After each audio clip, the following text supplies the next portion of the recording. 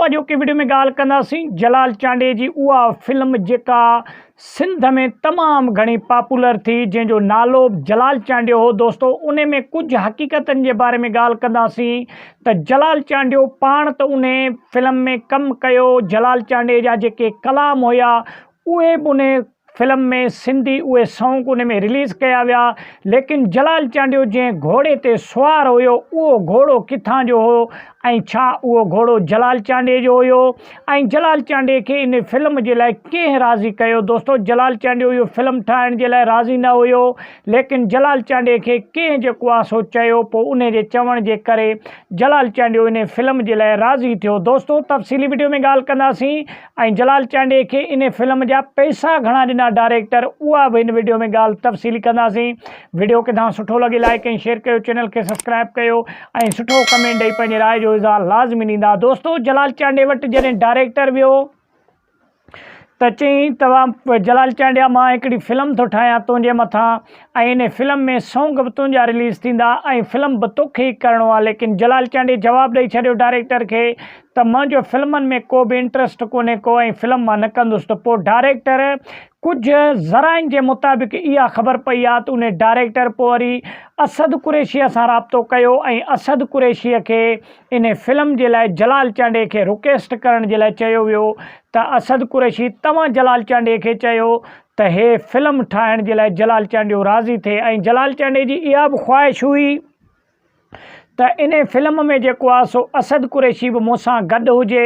लेकिन डायरेक्टर उहा कहाणी अहिड़े तरीक़े सां तयारु करे आयो जंहिंमें सिर्फ़ु जलाल चांडे जो रोल हुयो। जलाल चांडे फिल्म इंतिहाई बहितरी हीरो वारो अदाकार जेको आहे सो जलाल चांडे इन में रोल अदा कयो ऐं जलाल चांडे जा कलाम बि जलाल चांडे हिते इन फिल्म में ॻाया हुया।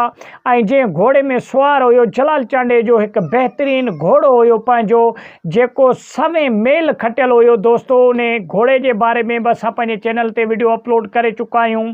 लेकिन इहो घोड़ो हिकु सुठे नसुल जो घोड़ो हुयो ऐं एतिरे ताईं बि ख़बर पई थी त जलाल चांडे खां हिकिड़ो दुबई जो शहज़ादो हुयो, उन इन जलाल चांडे खां इन घोड़े जी डिमांड कई, घुरण जी कई। लेकिन जलाल चांडे उहो जवाबु ॾेई छॾियो, छाजे करे जलाल चांडे जो पंहिंजो इहो शौक़ु जो घोड़ो हुयो ऐं जलाल चांडियो पाण सुवार थी चढ़ंदो इन घोड़े ते ऐं खोड़ सारा मुक़ाबला बि जलाल चांडे इन घोड़े ते खटिया हुया।